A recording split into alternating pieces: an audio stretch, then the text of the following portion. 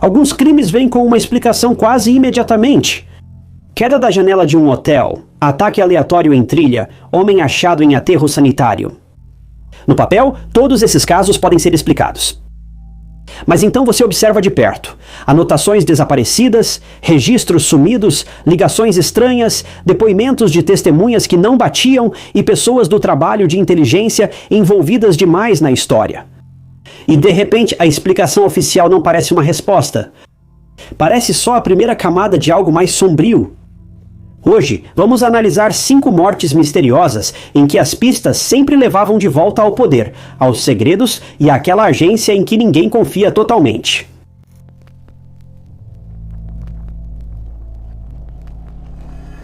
Frank Rudolph Emanuel Olson foi um cientista americano que trabalhou para a CIA e o Exército dos Estados Unidos. Ele foi um dos muitos cientistas no Laboratório de Guerra Biológica em Fort Detrick, Maryland, durante a Segunda Guerra Mundial. O trabalho ali era perturbador desde o início. Alguns dos experimentos envolviam testes em pessoas desavisadas e, em alguns casos, em cobaias humanas sem consentimento. Frank participou de diversos projetos, como a Operação Harness e a Operação Sea Spray. Ambos foram extremamente controversos, porque a ideia básica era estudar como pessoas, grupos e até cidades inteiras responderiam a um surto biológico. O objetivo maior era transformar bactérias, vírus, produtos químicos e outras substâncias em armas invisíveis. Armas que poderiam ser usadas para enfraquecer forças inimigas sem que elas sequer percebessem o que estava acontecendo.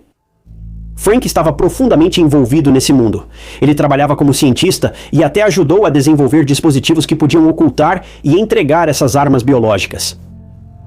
Mas com o tempo, algo dentro dele começou a mudar. Quanto mais ele via, mais perturbado ficava com o que estava sendo feito.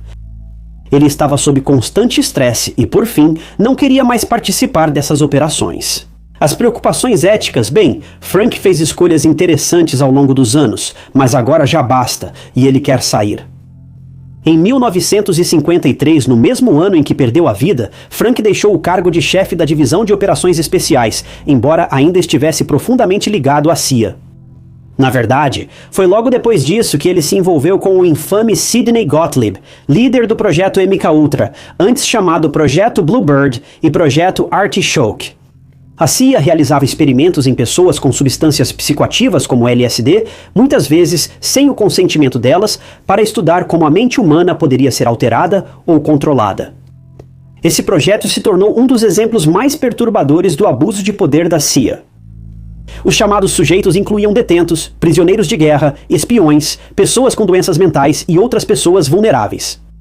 Os métodos de teste eram brutais: hipnose, choques elétricos, isolamento, drogas forçadas, tormento psicológico e outros abusos. Todos participavam do programa, cujo objetivo era extrair informações, manipular comportamentos e testar a facilidade de lavagem cerebral. E para deixar claro, o MKUltra vai muito além disso. E as histórias reais que surgiram daquela época incrivelmente sombria na história dos Estados Unidos vão muito além de qualquer coisa que você possa imaginar. Chamar isso de ponta do iceberg seria uma distorção traumática? Esse projeto era a própria definição de maldade. Mas agora, Frank havia se envolvido em tudo isso. Os próprios dispositivos de Frank teriam sido usados em algumas dessas operações, e ele presenciou diretamente o quanto esse trabalho se tornou perigoso e cruel. As pessoas estavam sendo levadas ao limite, às vezes com consequências fatais, e Frank já não conseguia mais ignorar o que havia ajudado a criar. Ele contribuiu para um programa que se tornava algo horrível e agora via seu custo humano. E, eventualmente, ele se cansou. Frank não queria mais fazer parte de uma missão que usava pessoas inocentes como cobaias em nome da ciência, da guerra ou da segurança nacional. Então ele decidiu sair. Mas de alguma forma, ele foi convencido ou pressionado a ficar, provavelmente contra a sua vontade. Então, apenas algumas semanas depois, Frank Olson seria encontrado no chão, 10 andares abaixo da janela de um hotel em Nova York. A versão oficial? Ele tirou a própria vida. A verdadeira história...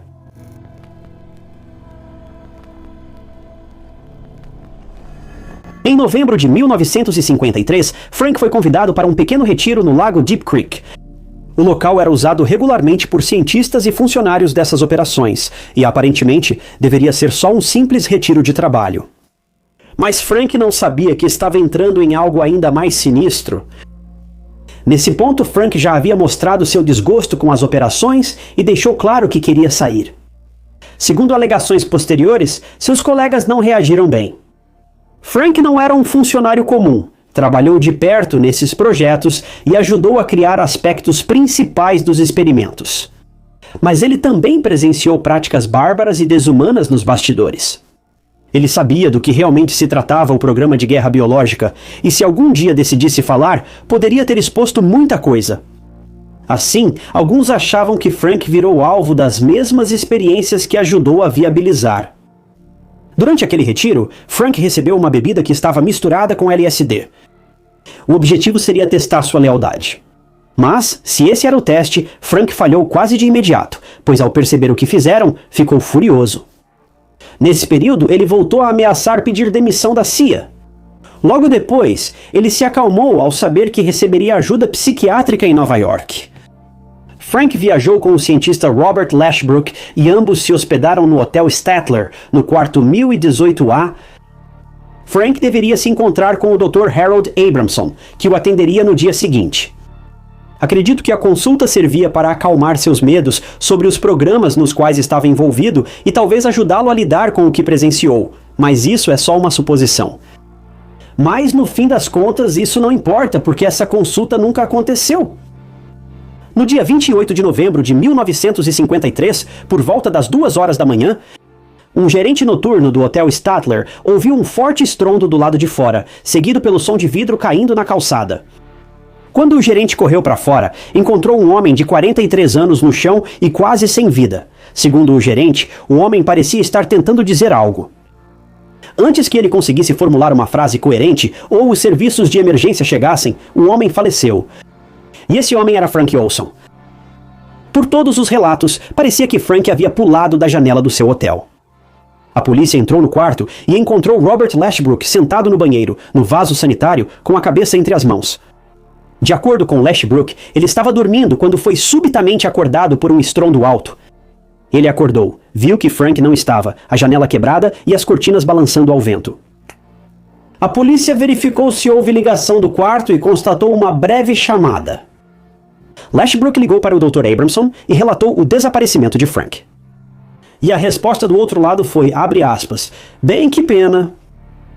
A ligação ocorreu minutos antes da polícia entrar no quarto do hotel. Os investigadores achavam que Frank se suicidou? A explicação era simples. Ele estava angustiado, sentia-se preso no trabalho, abalado pelo retiro e sobrecarregado com toda a pressão. Supostamente ele atravessou uma janela fechada, com as cortinas e as persianas ainda no lugar, e caiu para a morte. Para as autoridades parecia um caso simples. A família de Frank foi notificada e ficou devastada, mas também estava confusa. Horas antes de morrer, Frank falou com a esposa e família e, segundo eles, parecia calmo e feliz como sempre. Ele não parecia sem esperança, nem alguém prestes a se suicidar. Ainda assim, a polícia considerou auto-infligido. O funeral foi de caixão fechado e o caso se encerrou rapidamente, assim como o quarto de hotel de onde Frank teria pulado. Mas será que ele realmente pulou? Só cerca de 20 anos depois é que a verdade sobre o projeto MKUltra começou a vir à tona. O programa era tão secreto e extremo que muitos, até a família de Frank, mal acreditavam no que ouviam. Eles sabiam que Frank era cientista e trabalhava para o exército. Quando o MKUltra e programas relacionados vieram a público, entenderam o que ele fazia e por que isso pode ter lhe causado tanto sofrimento. De repente, a queda de Frank daquela janela de hotel já não parecia mais tão simples. Detalhes antes ignorados passaram a se destacar. As peças começaram a se encaixar. E em 1993, depois que a esposa de Frank, Alice, faleceu, os filhos de Olson decidiram exumar o corpo do pai para que ele pudesse ser enterrado ao lado dela, mas eles tinham outro motivo também. Eles contrataram um médico legista independente e professor para realizar uma nova autópsia em Frank, mais de 4 décadas após sua morte. E a autópsia de 1994 revelou detalhes que eram chocantes e profundamente contraditórios. A autópsia de 1953 afirmou que Frank morreu ao atravessar por vontade própria uma janela fechada do hotel. Seu rosto apresentava muitos arranhões e lacerações, causando grave desfiguração, o que foi um dos motivos para um funeral com caixão fechado. Mas a autópsia de 94 não encontrou sinais de arranhões ou lacerações no rosto de Frank. Isso era um grande problema. Se Frank tivesse mesmo atravessado a janela de vidro com persianas e cortinas, seria esperado ver sinais desse impacto no rosto dele. Segundo a autópsia, o rosto dele não tinha ferimentos, exceto um grande hematoma no lado esquerdo. Mais preocupante, essa autópsia de 94 achou uma lesão significativa no peito dele, na frente do corpo, não nas costas. Frank foi encontrado de costas após cair, porém as lesões mais graves estavam na parte da frente do corpo. O médico legista também acreditava que algumas dessas lesões sugeriam que Frank pode ter sido atingido por um objeto contundente antes de cair, possivelmente com algo como um martelo. Então, enquanto a autópsia de 1953 indicava que ele havia tirado a própria vida, a autópsia de 94 levantou uma possibilidade muito mais sombria, que Frank Olson pode ter sido assassinado. Se isso for verdade, quem fez isso? Foi Robert Lashbrook, o único homem no quarto com Frank? Havia mais alguém envolvido, ou Frank foi morto por especialistas em sumir com problemas? A família de Frank sempre afirmou que ele não se suicidaria assim. Com novos detalhes, o caso se tornava ainda mais obscuro. Segundo uma teoria, a morte de Frank foi coisa de gente de dentro, para evitar que ele revelasse o que sabia. Todos sabiam que ele estava desconfortável com o programa e queria sair. Se achassem que Frank poderia revelar o MKUltra ou seu vínculo com a guerra biológica, ele poderia ser visto como ameaça. Os filhos de Frank chegaram a processar a CIA várias vezes, embora esses esforços obviamente não tenham tido sucesso. Eles também afirmaram à mídia que acreditam em um encobrimento da morte do pai antes da investigação adequada. Até hoje, ninguém da CIA foi acusado de matar Frank Olson, mas novamente, obviamente. É assustador pensar que Frank pagou o preço máximo, não por ter falado, mas porque alguém temia que ele pudesse falar. Muitos acreditam que ele foi morto porque sabia demais e porque as pessoas ao seu redor já não confiavam mais que ele ficaria em silêncio. Até hoje, ninguém sabe o que ocorreu naquele quarto de hotel. Frank estava com um colega, planejando encontrar um médico para tratar seus medos. E apenas alguns minutos depois, ele estava na calçada, 10 andares abaixo.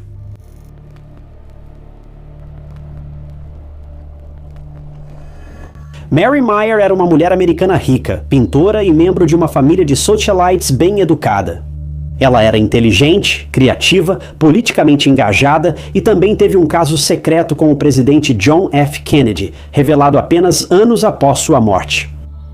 John F. Kennedy era conhecido como notório playboy e mulherengo. Ele teve supostos casos com várias mulheres famosas e durante seus últimos anos estaria tendo um caso com Mary, com quem havia se encontrado anos antes, em 1953, em um baile escolar. Depois, eles teriam se encontrado em privado na Casa Branca, e Mary foi levada lá por uma limusine do serviço secreto. Detalhes posteriores do diário dela sugeriram que Mary e JFK usaram entorpecentes recreativos em alguns encontros, ilustrando o estilo de vida deles. Veja, Mary era divorciada. Seu ex-marido, Cord Meyer, ex-tenente dos fuzileiros navais, entrou na CIA em 1951, 5 ou 6 anos após se casar com Mary. A posição dele impulsionou a vida social do casal, aproximando-os de figuras influentes do governo, jornalismo, inteligência e elite de Washington. Entre os conhecidos próximos de Mary estavam John e Ann Truitt. John era repórter do Washington Post e Ann, artista, o que criou entre os dois uma afinidade criativa. Mary também conhecia o advogado Clark Clifford, a editora Katharine Graham e o colunista Joseph Alsop. E além disso, Mary e Cord também tinham laços próximos com o chefe de Cord, Frank Wisner, assim como com James Angleton, um alto funcionário da contra-inteligência da CIA. Reconheço que há muitos nomes mencionados, e você não precisa conhecer a maioria, mas o importante é que Mary não era uma mulher comum levando uma vida tranquila em Georgetown. Ela estava cercada por pessoas poderosas e, por causa disso, provavelmente ouvia coisas que a maioria das pessoas não deveria ouvir. O casamento dela com Cord começou a ruir após a trágica morte do filho do meio em um acidente de carro em 1958. Após o divórcio, Mary foi para Georgetown com os filhos sobreviventes.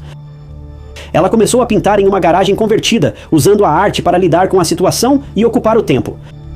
Por volta da mesma época, ela se aproximou ainda mais dos Kennedys e essa relação teria se tornado romântica. Em maio de 1963, JFK e Jack chegaram a convidar Mary para a sua 46ª e última festa de aniversário a bordo do iate Sequoia. Cerca de um mês antes de ser assassinado, JFK escreveu uma carta para Mary, que muitos acreditam mostrar a profundidade do relacionamento deles. Curiosidade, essa carta não enviada foi leiloada em 2016 por $89 mil. Alguns acham que Mary foi mais que uma amante de JFK, muitos dizem que também era sua confidente. Segundo a história, JFK pode ter compartilhado assuntos confidenciais e políticos com Mary, já que ela também tinha opiniões políticas fortes. Diziam que ela era contra a CIA e mais favorável à paz após a Guerra Fria, o que levou alguns a acreditar que ela e JFK compartilhavam mais do que uma simples ligação romântica. Para esclarecer, isso é especulação e não podemos provar. Mas, segundo relatos, JFK havia expressado frustração com a CIA após o desastre da Baía dos Porcos em 1961 e ficou famoso por dizer que queria fragmentar a agência e espalhá-la ao vento. Para alguns, Mary e JFK juntos representavam algo perigoso. Um homem poderoso e uma mulher politicamente consciente, ambos com motivos para desconfiar da CIA e talvez até se voltarem publicamente contra a agência. Mas qualquer que fosse a verdade, Mary não viveria para contar seu lado. Porque um dia, em 1964, durante uma de suas caminhadas habituais, algo aconteceu que estava longe de ser comum. E Mary Meyer nunca chegaria em casa.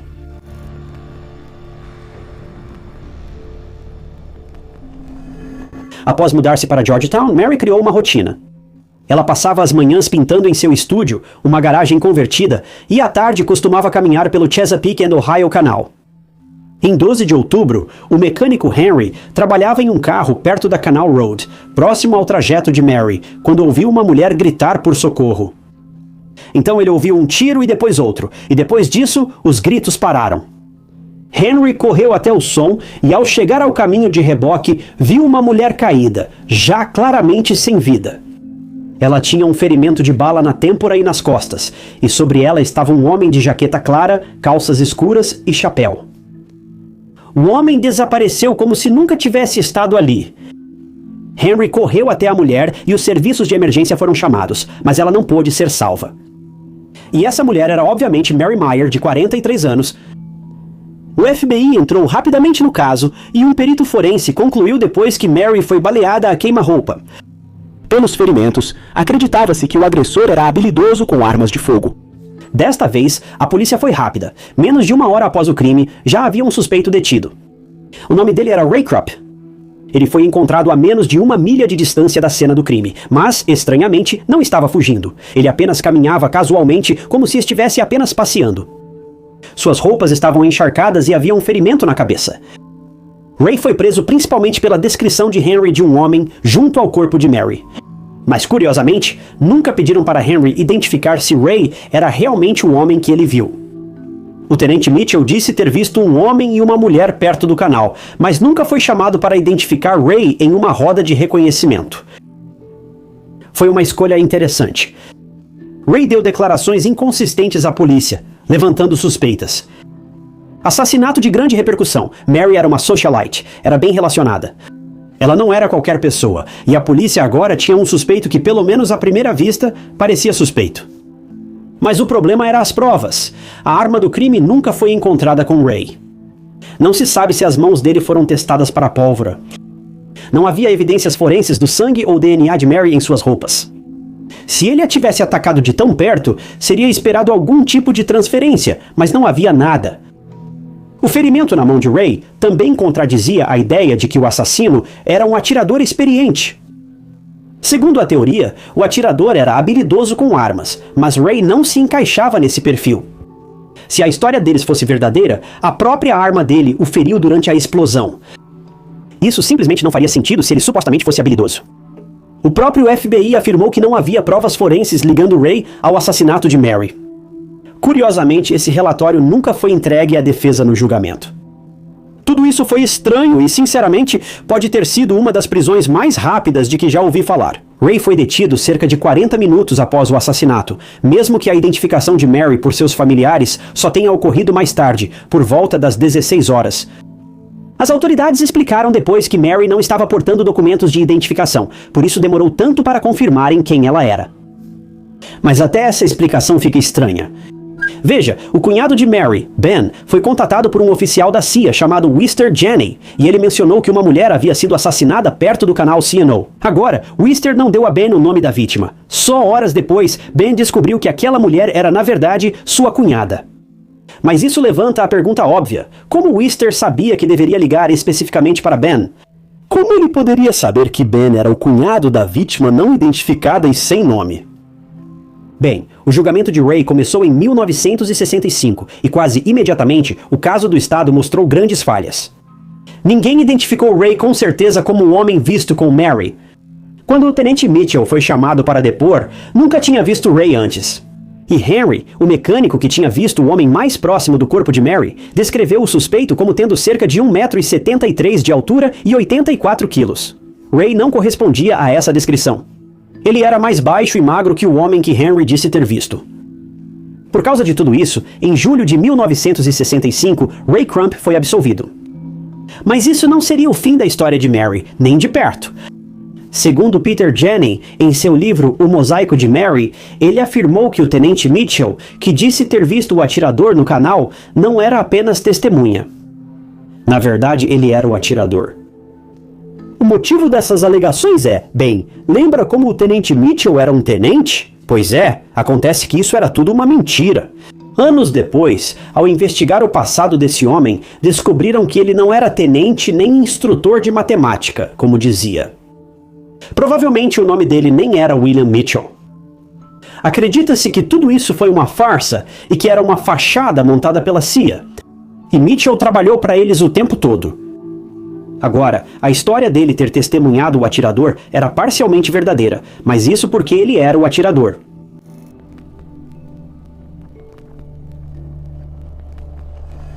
Mary supostamente mantinha um diário no qual documentava detalhes sobre seu caso com JFK. Pelo menos foi isso que sua amiga Ann Truitt afirmou. Agora, a família dela nunca tinha ouvido falar desse diário, mas sua amiga próxima certamente sabia sobre ele.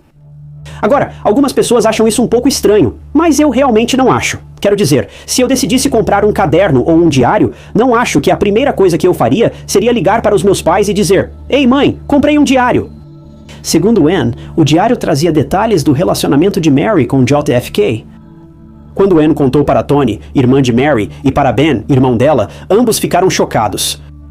Ainda assimilavam o assassinato de Mary quando souberam que ela talvez guardasse um registro privado de um dos relacionamentos mais sensíveis do país. Foi elaborado um plano para recuperar o diário, entrar no ateliê de Mary, encontrar o diário e manter tudo em segredo da polícia e autoridades. O motivo específico pelo qual eles queriam manter o plano em segredo da polícia não é conhecido com certeza, mas acho que todos podemos supor que eles provavelmente estavam pensando a mesma coisa que nós.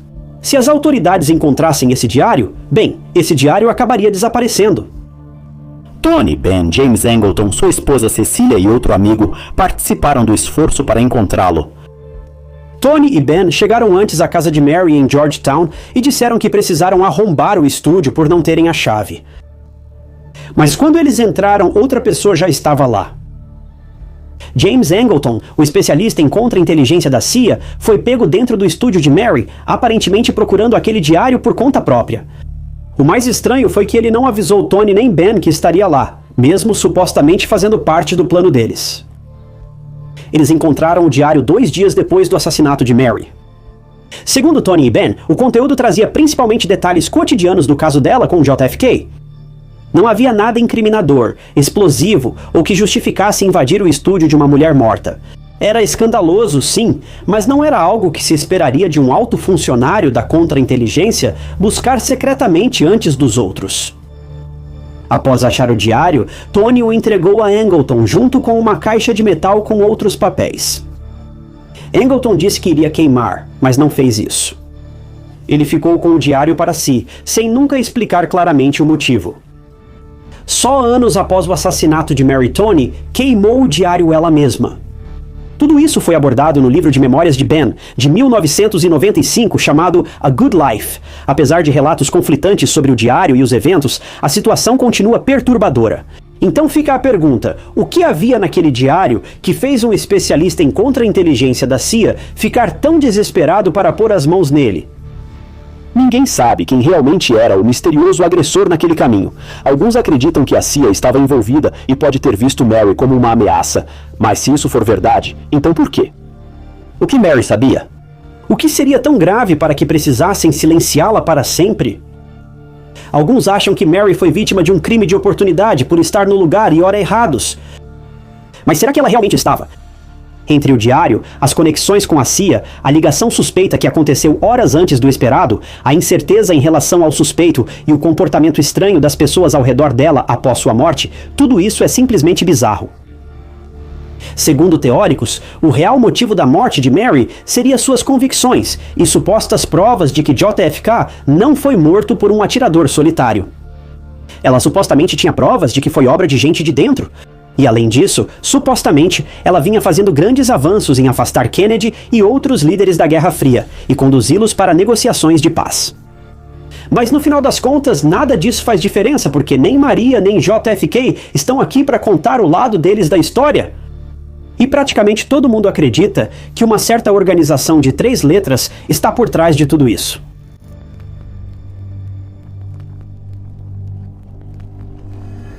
João Paisley era um oficial da CIA que entrou para a agência em 1953. Alguns acreditam que ele pode ter sido recrutado ainda na universidade. A questão sobre João é que ele era altamente treinado em eletrônica da época. Ele entrou para a CIA. Ele começou a trabalhar no recém-criado setor de eletrônica da agência como oficial de eletrônica. Ele monitorava avanços eletrônicos na União Soviética. Ele trabalhou com a Agência de Segurança Nacional, analisando dados sensíveis do túnel de Berlim, um posto de escuta criado por Guilherme Harvey. John era, em resumo, um especialista em eletrônica da CIA. Ele sabia coletar informações confidenciais usando satélites espiões, dados eletrônicos e inteligência de agentes em campo. Ele também era conhecido no círculo interno da agência.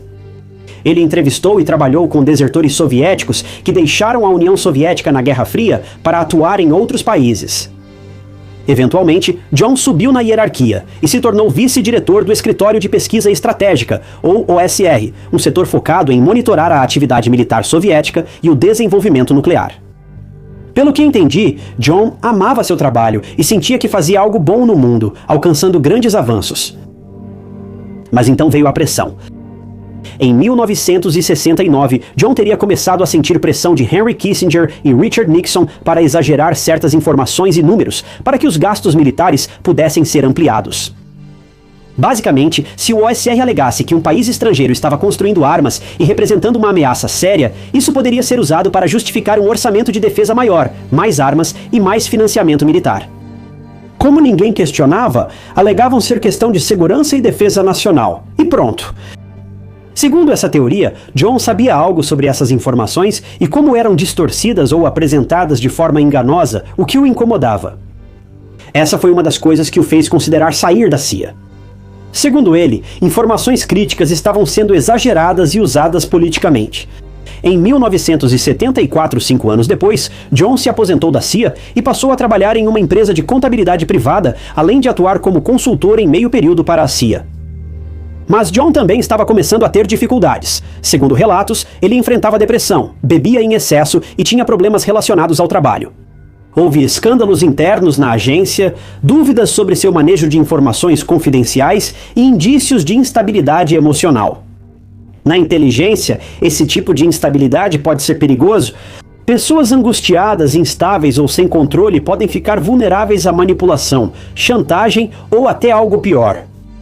A questão é que as coisas estavam piorando. A vida de John já não era mais estável, seu trabalho ainda era sensível e algo nos bastidores parecia abalar a base de sua estabilidade mental. Mas a verdade mais sombria é que João tinha consciência. Ele se sentia mal com o rumo das coisas na CIA e pior ainda por ter sido envolvido nisso. Mas, como todos sabemos, pessoas com princípios nesse tipo de trabalho não duram muito tempo.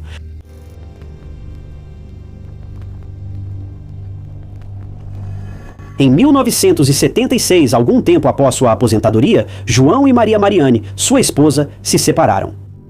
Nessa época, João estava saindo com outra mulher chamada Beth Myers, que trabalhava como assistente social psiquiátrica.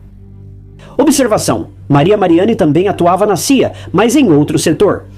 Ela atuava no escritório responsável por fundos para operações de inteligência estrangeira, uma das áreas mais sensíveis da agência.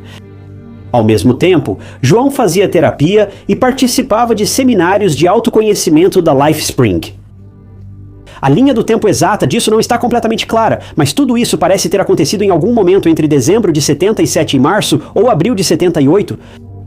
Mas em setembro de 1978, João decidiu fazer uma viagem de barco sozinho.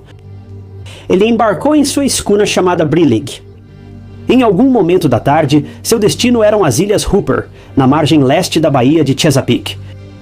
Ele saiu de Solomon's Island, perto do rio Patuxent, de um ancoradouro de um amigo de longa data, Norman Wilson, coronel aposentado da Força Aérea. Norman e John se falaram por rádio entre 5 e 6 da tarde. Norman contou que John disse que chegaria após o anoitecer e pediu para acenderem as luzes do cais. Norman acendeu as luzes, mas John nunca apareceu. Ele esperou, mas não houve sinal dele, nem conseguiu contato pelo rádio. No dia seguinte, 24 de setembro, a guarda costeira da região da Baía de Chesapeake foi avisada sobre um barco encalhado. Quando um guarda florestal chegou para ver o que estava acontecendo, ele percebeu que o barco estava deserto. Não havia ninguém dentro, nem pegadas ou rastros indicando que alguém saiu do barco ou foi até a terra. Isso restou uma possibilidade óbvia. Quem quer que estivesse no barco nunca chegou à costa e logo aquele barco foi identificado como sendo de John. Quando a guarda costeira o revistou, encontrou o rádio ligado, comida enlatada, um relatório confidencial da CIA sobre operações militares soviéticas, vários documentos e 3 pares diferentes de sapatos. Também acharam 2 cartuchos de 9mm não disparados. A polícia ligou para o número dos papéis pessoais do barco e Mary Marianne Paisley, esposa separada de John, atendeu. Assim ela soube que o barco do marido de quem estava separada apareceu abandonado na praia, com John desaparecido. Quando Mary Marianne informou a CIA sobre o desaparecimento de João, os oficiais da agência foram até o barco e procuraram por pistas. Surpreendentemente, a arma de 9mm de João, que ele sempre carregava, estava desaparecida. Não havia sinais de luta ou evidências claras do ocorrido. João simplesmente havia desaparecido. Muitas pessoas acreditam que ele tenha caído no mar. Mas outros se perguntavam, será que ele foi empurrado? Ou será que algo muito, muito pior estava acontecendo aqui?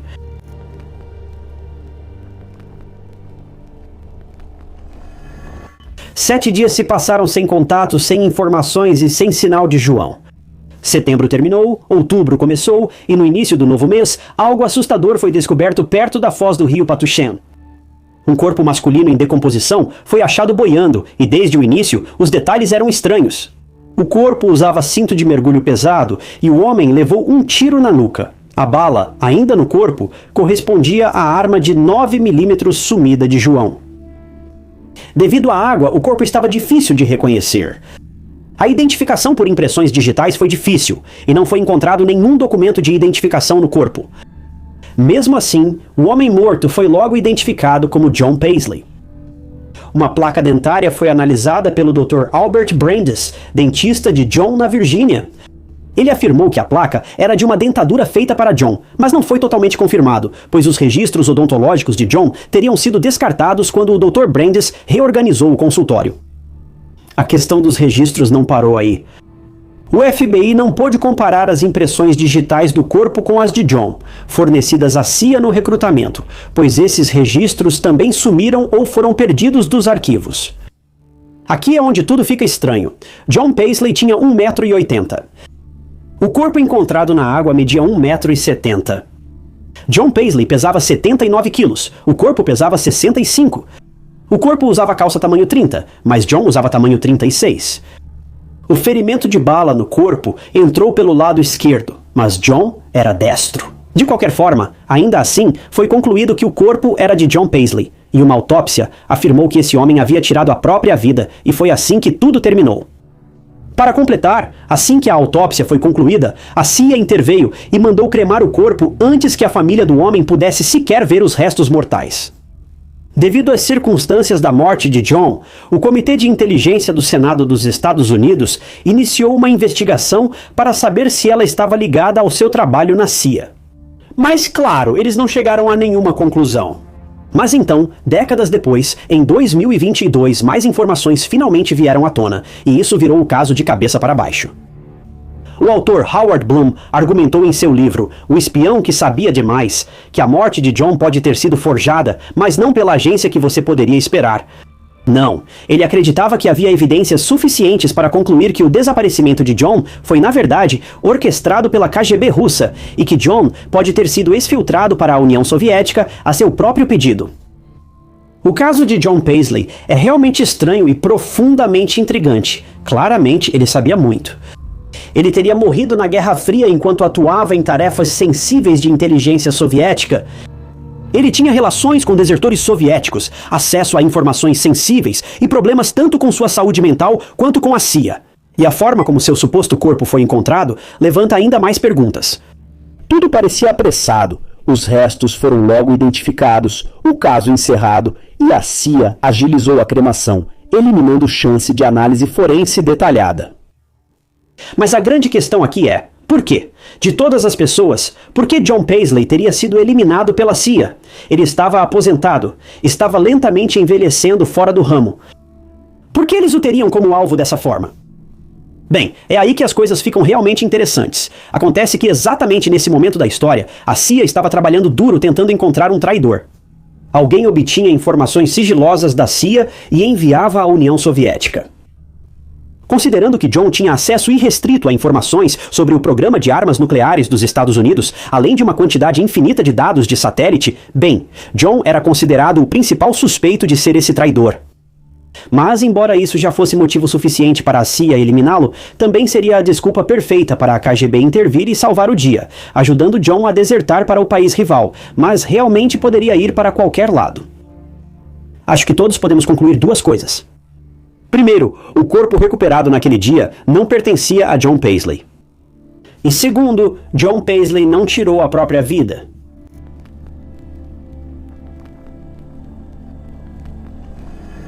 Jack Wheeler tinha muitas histórias. Ele foi um empresário de sucesso, um advogado implacável, um alto funcionário do governo americano durante as administrações de Reagan e Bush, veterano do Exército, membro do Estado-Maior no Pentágono e presidente do Fundo Memorial dos Veteranos do Vietnã. Esse cara, ele fez de tudo. Nos anos 2000, ele se aposentou e virou consultor da Mitre Corporation, organização sem fins lucrativos que atua com agências de pesquisa do governo nas áreas de defesa, segurança interna, aviação e cibersegurança. Essa organização ficava em Washington, D.C., então ele vinha aqui a trabalho com frequência. Mas é importante mencionar que Jack e sua esposa Catherine tinham duas casas. Uma ficava em Newcastle, Delaware, e a outra em Harlem, na cidade de Nova York. Isso vai ser importante mais tarde. Em Delaware, ele enfrentou um problema com novos vizinhos que construíam uma casa bloqueando a vista dos Wheeler para o rio Delaware. Por mais de 3 décadas, ele entrou com ações judiciais contra essa família. E como ele era um cara intenso, determinado e muito astuto nos negócios, não ia deixar isso passar sem lutar. Esse detalhe será importante depois. Na época do caso de hoje, Jack e Catherine moravam em Nova York, em dezembro de 2010. Veja, algum tempo após 30 de dezembro, o casal tinha um casamento em Boston e passava as férias em Nova York. Mas um dia, em 28 de dezembro, apenas 3 dias após o Natal de 2010, Jack acordou e foi para Washington, corrente contínua. Foi uma viagem totalmente inesperada. Segundo Jack, ele precisou encurtar as férias para voltar a Washington, corrente contínua, e resolver um assunto urgente. Ele disse à esposa que essa viagem não era negociável, ele tinha que ir e não havia outra alternativa. Catarina implorou para que ele ficasse, mas seus pedidos caíram em ouvidos surdos e Jack foi embora mesmo assim. Ele sentia que era algo que precisava fazer. Mas ele mal sabia que essa viagem de negócios seria a última, e certamente nunca poderia imaginar que a própria organização com a qual estava envolvido poderia ter sido a responsável por sua morte.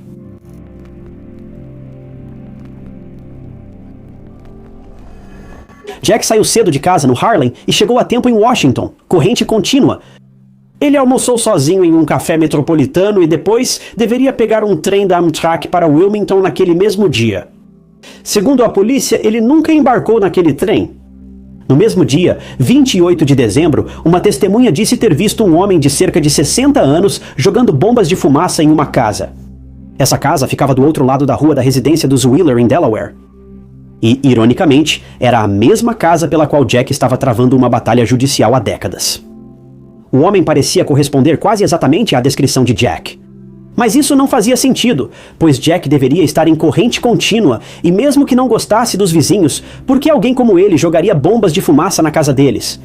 Ele podia ser intenso e até odiar o que eles estavam construindo, mas isso não combinava com seu caráter. Jack Wheeler não era o tipo de homem que se imaginaria andando com bombas de fumaça. Esse detalhe já era insano. Depois, as coisas ficaram mais estranhas. Um ano depois, uma TV da Filadélfia e a Radio Times disseram que recuperaram um telefone na casa onde jogaram bombas de fumaça. Segundo esses relatos, o telefone era de Jack. Mais estranho ainda, enquanto Jack supostamente comprava presentes, mantinha contato esporádico com a esposa e família. E mais tarde, foi revelado que as ligações e e-mails que ele enviou estavam vindo de um dispositivo diferente do que ele normalmente usava, o que apoiava a ideia de que ele havia perdido o telefone. E agora, esse mesmo telefone supostamente havia aparecido dentro da casa do outro lado da rua da residência dele, em Newcastle. O avistamento seguinte de Jack ocorreu em 29 de dezembro em um estacionamento em Newcastle, e desta vez ele não parecia ser ele mesmo.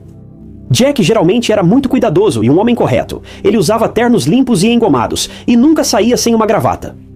Seus sapatos nunca estavam sujos. Ele era um homem polido, correto, sofisticado, exatamente o tipo de empresário formal que você associaria ao trabalho no governo. Mas ali no estacionamento, ele parecia ter passado por algo. A manga da camisa dele estava suja de lama e terra. A gravata tinha sumido. Ele estava usando apenas um sapato e o outro, rasgado, danificado e completamente inutilizável, estava apenas na mão dele. Para falar claramente, ele já não parecia mais o Jack Wheeler que todos nós conhecíamos.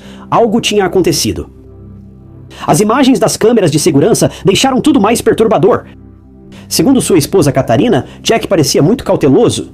Ele estava constantemente olhando por cima do ombro, espiando pelas janelas, andando de um lado para o outro pelos corredores e até mesmo levantando as mãos, como se estivesse frustrado, confuso ou tentando entender alguma coisa. Ele também falou com um atendente da garagem. Ele afirmou que havia perdido sua pasta, e quando o atendente perguntou se ele estava bêbado ou intoxicado, Jack insistiu que não estava. Mas, de acordo com o atendente, algo estava claramente errado. Catarina sentiu o mesmo ao ver a gravação depois, e havia outro problema. Jack não tinha motivo algum para estar naquela garagem. O carro dele não estava estacionado lá. Na verdade, estava em outra garagem a alguns quarteirões. Então, por que ele foi até essa garagem e por que parecia tão convencido de que seu carro estava lá continua sendo um mistério. Às 18h, Jack foi ver seu farmacêutico em Newcastle e pediu carona até a estação de trem de Wilmington.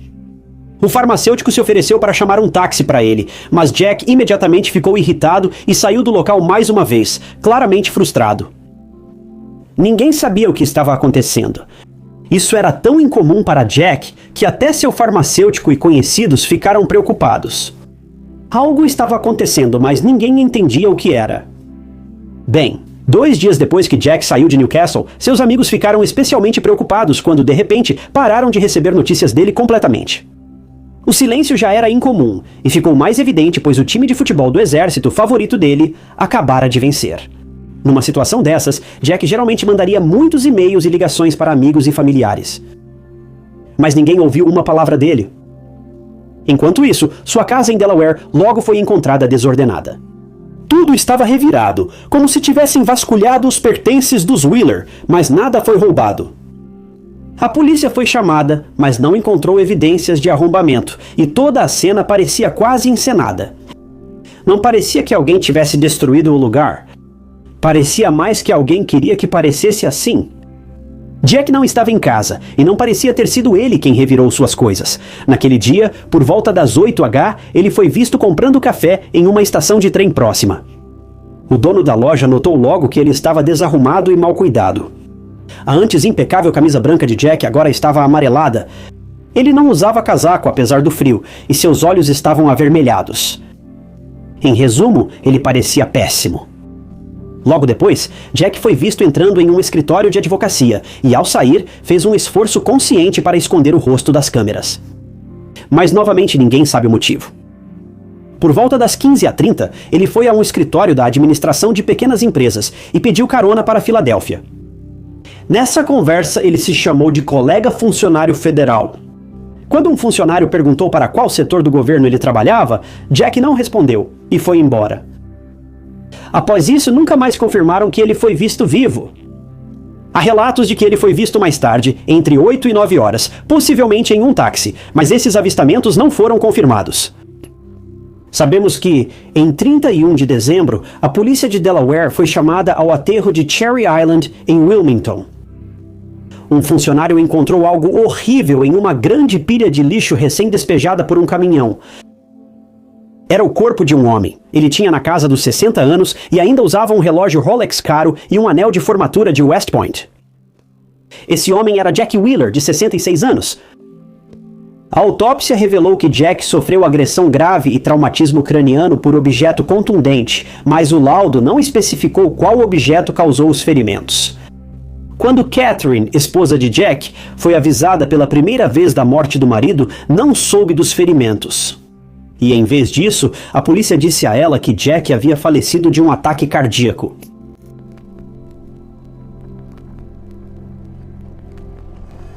Então, quando os detetives encontraram Jack, ele tinha acabado de ser descartado neste aterro sanitário depois de aparentemente ter sido recolhido por um caminhão de lixo. A polícia disse que o caminhão de lixo onde Jack foi achado recolheu resíduos de várias lixeiras comerciais em Newark, como de uma biblioteca pública, um complexo de idosos e uma concessionária de carros. Ele poderia ter sido recolhido em qualquer lugar, mas investigadores acreditam que Jack foi pego próximo ao início da rota do caminhão. Mas exatamente onde isso aconteceu, ainda não está claro. É importante notar que Catarina revelou que Jack sofria de transtorno bipolar com episódios maníacos e psicóticos no início dos anos 2000. Não tire conclusões precipitadas, há uma história por trás. Veja, Jack costumava ficar esquecido e desorientado, o que pode explicar seus comportamentos estranhos antes de morrer. Mas ele nunca tinha feito nada nem perto disso antes. Não era como se ele simplesmente se transformasse em outra pessoa de uma hora para outra e começasse a jogar bombas de fumaça na casa do vizinho. Mas como as bombas de fumaça foram detonadas na casa do vizinho Del Delaware no mesmo dia em que Jack saiu de Nova York, ele poderia ser o responsável, mas ainda assim era algo muito incomum para alguém como Jack. Mas Catherine também percebeu outra coisa muito alarmante. Durante seus anos na defesa nacional, Jack fez muitos inimigos. Veja, Jack era influente e atuava com autoridades governamentais e grandes organizações. Então, naturalmente, alguns teorizaram que Jack pode ter andado por aí com um alvo nas costas esse tempo todo. Não há prova clara disso, mas alguém intenso, astuto e determinado como Jack Wheeler provavelmente não circulava nesses meios sem incomodar alguns. E nas imagens dos seus últimos dias, Jack realmente parecia profundamente nervoso. Ele parecia estar evitando intencionalmente rotinas normais, não usava seus cartões de crédito, se comunicava com um dispositivo diferente e pedia carona a estranhos em vez de simplesmente pegar um trem, avião ou táxi. E ele se movimentava como se estivesse tentando não ser facilmente rastreado. Se isso era paranoia, confusão ou medo, é impossível dizer. Mas é aqui que tudo fica ainda mais bizarro. Segundo muitos investigadores, profissionais ou amadores, Jack sabia que estava sendo seguido. E eles queriam tirá-lo de cena para sempre. Mas por quê? Jack era especialista em guerra cibernética, assessor próximo do presidente e tinha acesso a informações ultra secretas que nos surpreenderiam.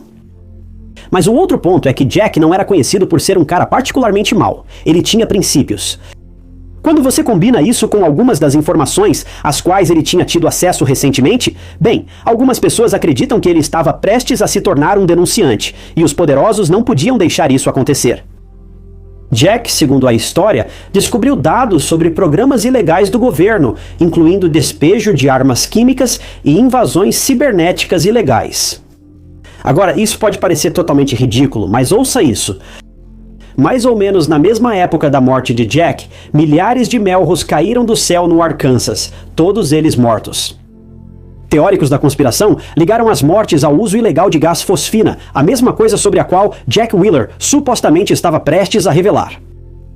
A versão oficial diz que os pássaros morreram devido aos fogos de artifício do Ano Novo. Mas muita gente acha que o timing foi simplesmente perfeito demais. E falando em perfeito demais, a própria esposa do Jack fez um comentário que é um pouco perturbador. Ao falar sobre como encontraram o corpo de Jack, ela disse: "Do jeito que descartaram o corpo dele, é um milagre alguém ter encontrado. Isso me parece coisa de profissional." A verdade é que Jack Wheeler não era um homem comum. Ele se relacionava com pessoas influentes, instituições poderosas e círculos perigosos inacessíveis à maioria. E todos esses anos depois ainda não há respostas claras. Só uma pessoa sabia o que ocorreu naqueles dias finais e agora está enterrada no Cemitério Nacional de Arlington. Como Jack não pode mais falar, talvez nunca saibamos como ele foi de um dia normal em 28 de dezembro a ser encontrado na traseira de um caminhão de lixo em 31 de dezembro.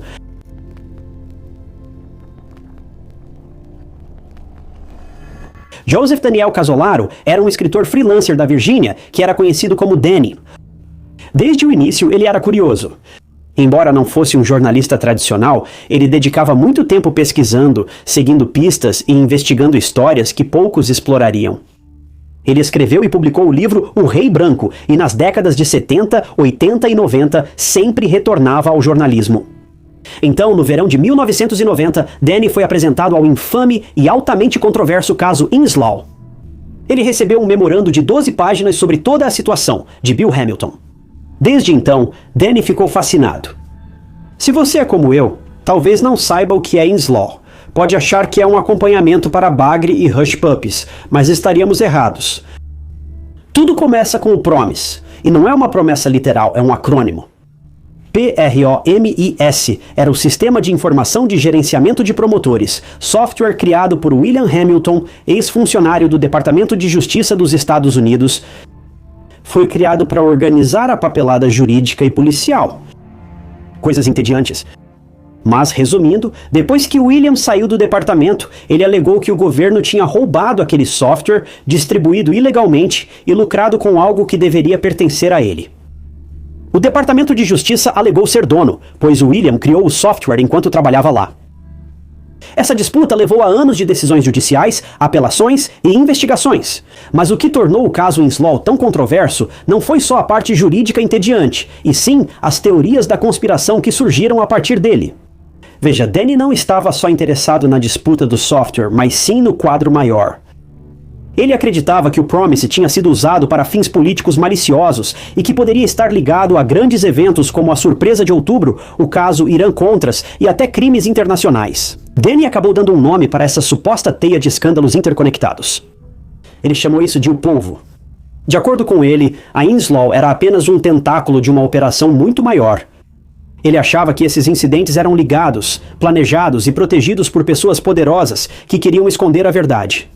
Danny começou a trabalhar. Não queria só um artigo, pois a história era complexa, detalhada e de grande alcance. Ele queria transformá-la em livro. Em 1991, seu manuscrito foi rejeitado por ser considerado um tema arriscado demais. Nessa época, Danny já acumulava várias páginas de anotações sobre a suposta rede de atividades obscuras do governo. Ele acreditava que, ao juntar as últimas peças, conseguiria revelar o que pessoas poderosas faziam nos bastidores há anos. Se você olhar as fotos das anotações dele, parecem quase caóticas. Nomes rabiscados, datas, codinomes, notas, diagramas, tabelas, fotos, gráficos e recortes de jornal espalhados. Era uma bagunça enorme e emaranhada de informações, mas para Danny, aquilo começava a formar um padrão. Como investigava denúncias contra pessoas poderosas do país, seu trabalho não passou despercebido. Danny passou a receber ligações ameaçadoras que se intensificaram com o tempo. Tarde da noite, anônimos ligavam, acordavam e ameaçavam picá-lo em pedaços e jogá-lo em um lago. Às vezes, as ligações eram silenciosas, outras traziam ameaças diretas. Em certos momentos, só havia música ao fundo, sem ninguém falar. Olga, governanta de longa data, sabia dessas ligações, pois atendeu algumas delas. Era perturbador, mas para Danny, isso mostrava que ele se aproximava. Ele achava que mexia em algo que deveria ficar enterrado. Se ele estivesse certo, quem era ligado ao polvo não estava feliz por ele seguir investigando. Um dia, uma pista que prometia um grande avanço na história levou Danny a Martinsburg, Virgínia Ocidental. Mas ele nunca voltaria vivo.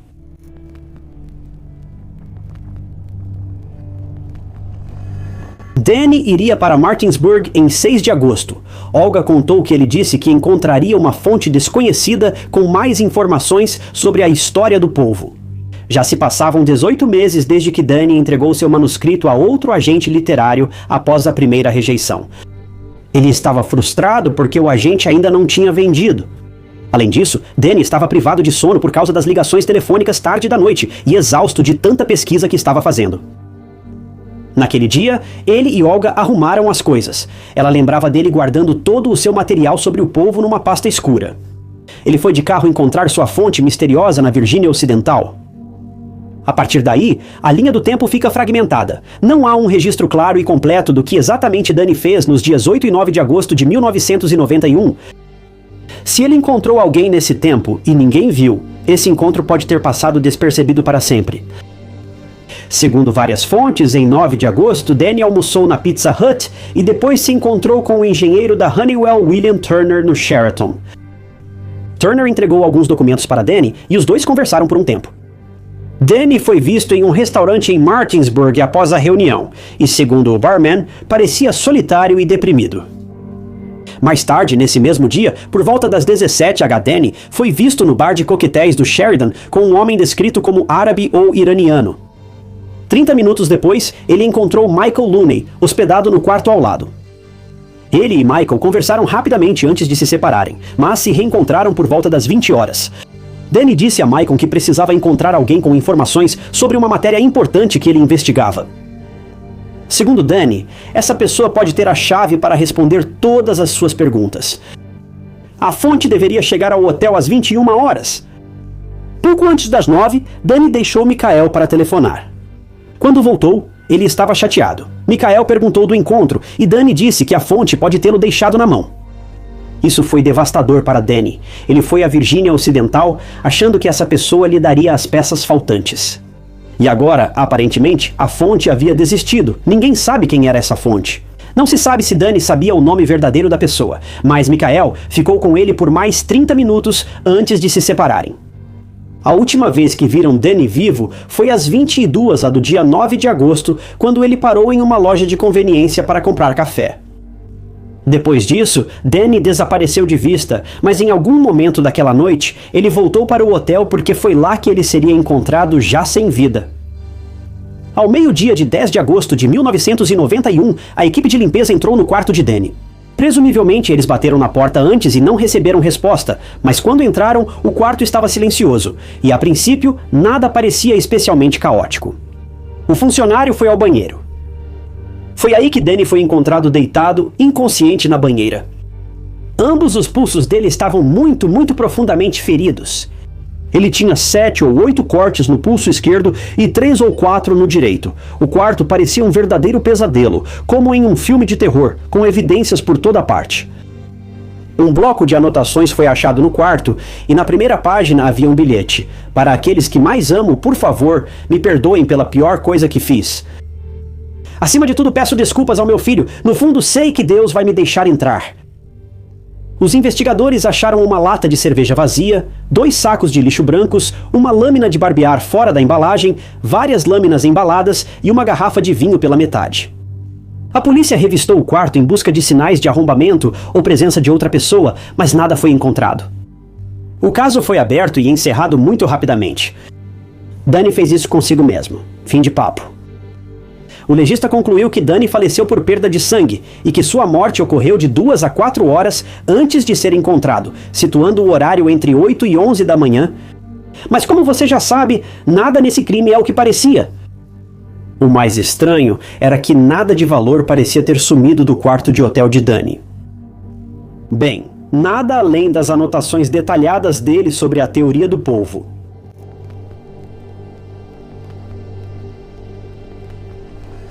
Só faltavam as anotações de Danny sobre sua teoria do polvo no quarto. Elas haviam sumido. Elas não estavam no carro, nem perto do corpo dele, e sua pasta, que Olga ajudou a arrumar, também sumiu. A família de Danny ficou chocada ao ouvir que ele teria tirado a própria vida de forma brutal, mas não acreditou nisso em nenhum momento. Para começar, Danny tinha pavor até de algo simples como um exame de sangue. Ele era o tipo de pessoa que ficava enjoado só de ver sangue, e até mesmo com a ideia de ser furado por uma agulha. Pensar que ele escolheria uma forma tão assustadora de tirar a própria vida parecia inacreditável. Não era possível. Mais tarde, o irmão dele revelou algo. Antes de Danny ir para Martinsburg, ele teria avisado que, se algo lhe acontecesse, não seria acidente. O irmão dele já sabia das ligações ameaçadoras que Danny recebia, então isso foi só a cereja do bolo. A polícia interrogou pessoas próximas para saber se alguém viu ou ouviu algo estranho na noite em que Danny foi visto pela última vez, mas nada útil surgiu. Mas no funeral de Danny, algo estranho aconteceu. Pouco antes do caixão de Danny ser baixado, um militar muito bem vestido saiu de uma limusine escura, colocou uma medalha sobre o caixão de Danny, fez continência e foi embora. Ninguém sabia quem era o homem e ninguém perguntou, e até hoje sua identidade continua sendo um mistério. Mas além de tudo isso, ainda não havia nenhuma pista clara sobre a fonte que Danny tinha ido encontrar antes de perder a vida. A polícia investigou hóspedes próximos ao quarto de Danny, como Michael Looney e uma família não identificada, mas nada foi descoberto. A única pista concreta veio de uma testemunha que disse ter visto um homem entrando no quarto de hotel de Danny na noite anterior ao achado na banheira. Um retrato falado foi feito, e supostamente se parecia com um homem chamado Joseph Keller, alguém que, segundo dizem, tinha experiência em guerra psicológica. Algumas testemunhas também afirmaram que Danny e Joseph se encontraram em um bar local nas semanas antes da morte de Danny, mas ainda não está claro se Joseph teve algo a ver com a morte de Danny. A família de Danny acredita que ele foi assassinado, não que tirou a própria vida. Eles acreditam que ele investigou demais uma suposta teoria do polvo e membros daquela infame organização de 3 letras não gostaram do que ele descobriu. O que exatamente havia naquelas anotações do polvo? Bem, eu nem consigo entender tudo isso, mas basicamente Danny achava que o software prometido virou arma por agências do governo e estava sendo usado para espionar outros governos. Tudo isso envolvia fornecedores ilegais de armas, lavagem de dinheiro e fraude em segurança cibernética. E se tudo isso for verdade, Danny conseguiu ligar tudo isso, cada detalhe, a membros da CIA. Mas antes que ele pudesse fazer qualquer coisa sobre tudo isso, ele foi silenciado. Até hoje, o caso dele continua sem solução. Mas será que precisamos mesmo de investigadores para dizer o que aconteceu aqui? Acho que todos nós já sabemos